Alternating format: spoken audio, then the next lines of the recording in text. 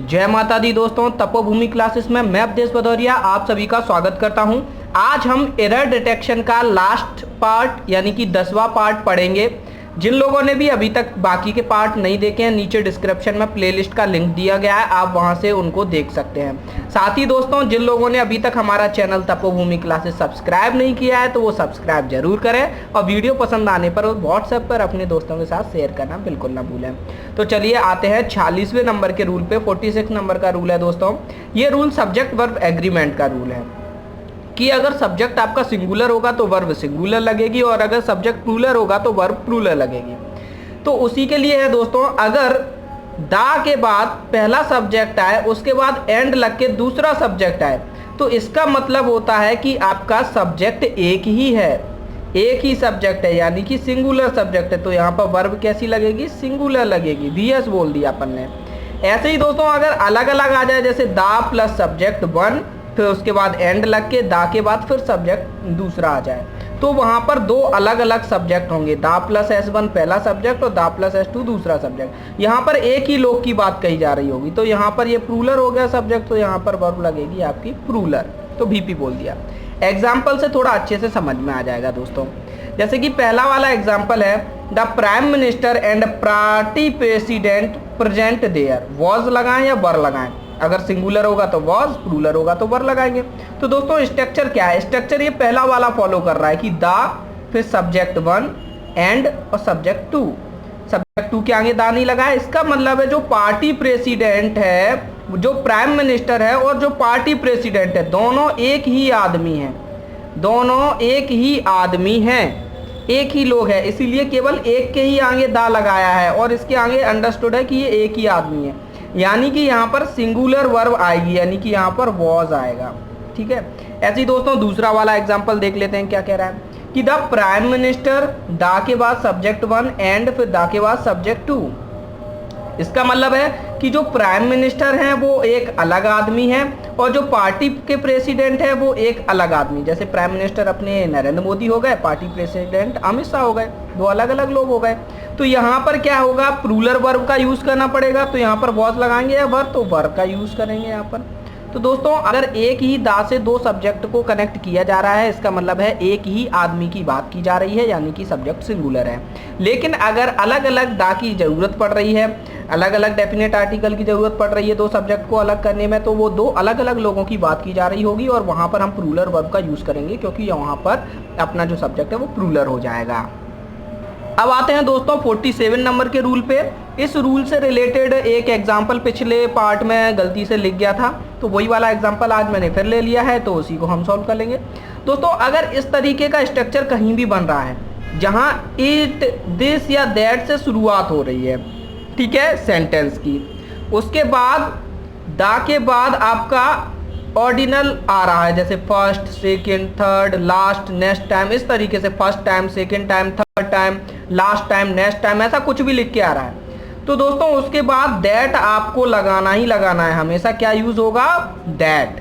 और उसके बाद या तो प्रेजेंट परफेक्ट यूज होगा या पास्ट परफेक्ट। अगर यहाँ पर सेंटेंस के शुरुआत में इज लगा हुआ है तो फिर प्रेजेंट परफेक्ट टेंस यूज होगा, और अगर वॉज लगा हुआ है तो फिर पास्ट परफेक्ट टेंस यूज होगा। ठीक है दोस्तों, अगर इज लगा है सेंटेंस के शुरुआत में तो प्रेजेंट परफेक्ट का यूज होगा, वॉज लगा है तो पास्ट परफेक्ट का यूज होगा।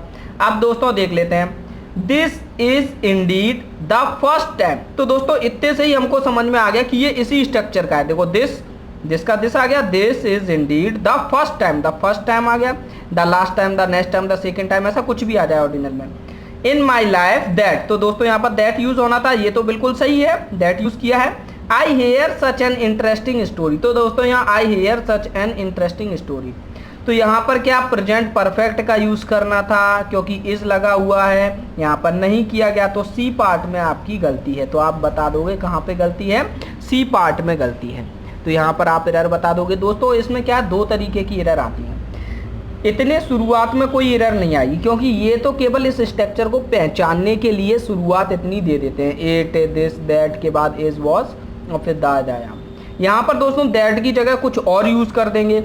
एक तो ये ऐसी गलती आती है, तो दैट हमको देखना है, और दूसरा या फिर यहाँ पर प्रेजेंट परफेक्ट या पास्ट परफेक्ट की जगह कोई दूसरा सा टेंस यूज कर देंगे। यहाँ पर इज लगा होगा और पास्ट परफेक्ट का यूज कर देंगे तो गलती होगी। यहाँ वॉज लगा होगा और प्रेजेंट परफेक्ट का यूज कर देंगे तो भी गलती हो जाएगा।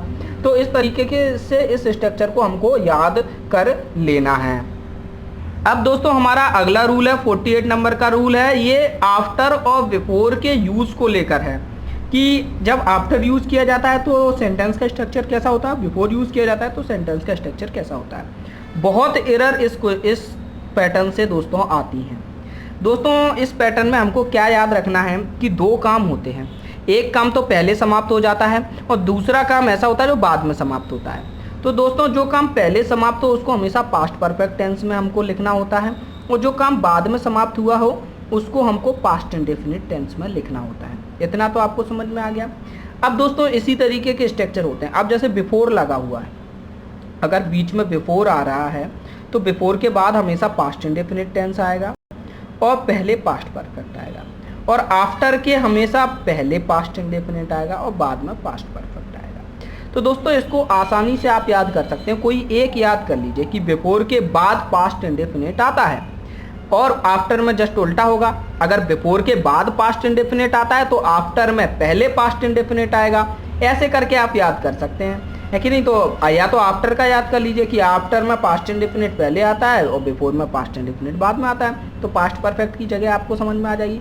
तो कहीं भी स्ट्रक्चर लिखा होगा तो उसमें यही गलती होती है कि आगे परफेक्ट पीछे इंडेफिनिट या फिर ऐसा कुछ गड़बड़ कर रहे थे। तो आपको बस बीच में देखना, बिफोर लिखा है तो इधर और इधर के टेंस देखने हैं। अगर दोनों सही तरीके से, इधर का पास्ट परफेक्ट इधर का पास्ट इंडेफिनिट में, तो सही है। अगर कुछ गड़बड़ है तो आपको दिख जाएगी, ठीक है। ऐसे ही आफ्टर में देख लेना है और बहुत क्वेश्चंस इसके आते हैं, ठीक है। ऐसे ही इन दोनों का यूज़ वैन के तौर पर भी किया जा सकता है। वैन एज कंजक्शन यहाँ पे यूज़ हो रहा है, ठीक है। तो वैन आगे आएगा, उसके बाद पास्ट इंडेफिनिट आएगा। वैन के बाद हमेशा पास्ट इंडेफिनिट ही आना है इस तरीके के केसेस में, जब एक काम पहले हुआ हो एक बाद में हुआ हो। उसके बाद फिर पास्ट परफेक्ट कॉमा लगा के, बिना कॉमा लगा के, दोनों सही है, पास्ट परफेक्ट का यूज़ करेंगे।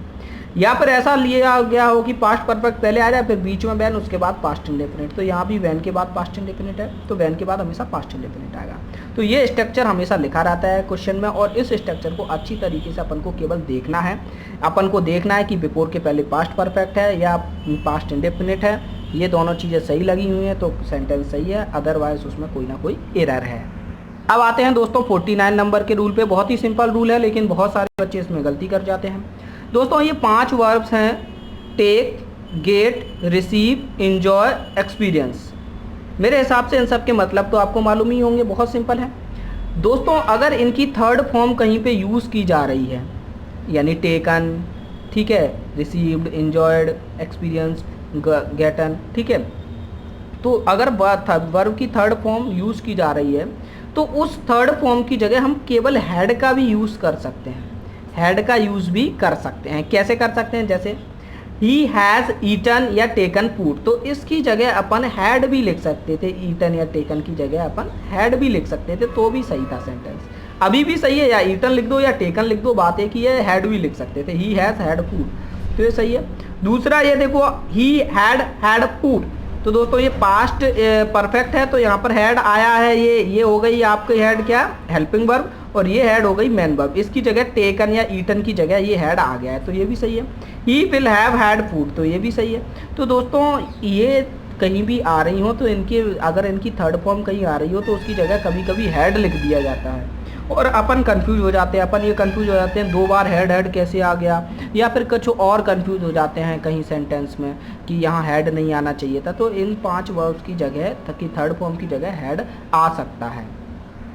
अब आते हैं दोस्तों इस लेक्चर के लास्ट रूल पे और इस सीरीज के भी लास्ट रूल पे, 50वें नंबर के रूल पे। दोस्तों ये रूल बहुत ही कॉमन रूल है और बहुत एग्जाम में इसके क्वेश्चंस आते हैं। By plus time expression, by plus time expression, जैसे कि by Monday, by Sunday, by 2 o'clock, by next month, ऐसे इस तरीके से टाइम एक्सप्रेशन यानी टाइम बताया गया हो, ठीक है, डे बताए गए हों, वीक बताए गए हों, या फिर किसी और तरीके से टाइम बताया गया हो। तो बाई प्लस टाइम एक्सप्रेशन आपका केवल 2 ही टेंसेस में आता है, फ्यूचर परफेक्ट और फ्यूचर परफेक्ट कंटिन्यूअस। इन्हीं 2 में आ सकता है, इनके अलावा कहीं और नहीं आएगा। बस इसमें यही गलती अपन को ढूंढनी होती है। अब जैसे कि ये अपना एक सेंटेंस है, इसको अपन देख लेते हैं। Police will have released him from jail by Monday. तो दोस्तों यहाँ पर देखो बाय मंडे आ गया ना टाइम प्लस एक्सप्रेशन, तो इसके आगे का टेंस आपका फ्यूचर परफेक्ट या फ्यूचर परफेक्ट कंटिन्यूस होगा। तो विल हैव रिलीज्ड यानी कि फ्यूचर परफेक्ट टेंस है, तो ये आपका सही है, इसमें कोई दिक्कत नहीं है, एग्जाम्पल ही है। अब दोस्तों यहाँ पर आपको एरर बता दिए कौन से पार्ट में एरर है। तो देखिए यहाँ पर देखिए he have travelled 10 countries by the end of this month. तो by the end of this month ये क्या हो गया, बाय प्लस टाइम एक्सप्रेशन, तो इसके साथ जो टेंस यूज होना था वो आपका फ्यूचर परफेक्ट होना था, और यहाँ पर कौन सा है, प्रेजेंट परफेक्ट यूज है। तो आपका ए पार्ट में ही एरर है, तो आप बता दोगे आंसर आपका ए है, ए में एरर है। ठीक है दोस्तों, तो ये सीरीज़ आपको कैसी लगी हमको कमेंट करके ज़रूर बताइए।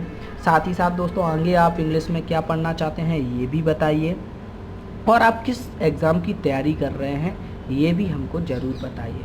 धन्यवाद, जय माता।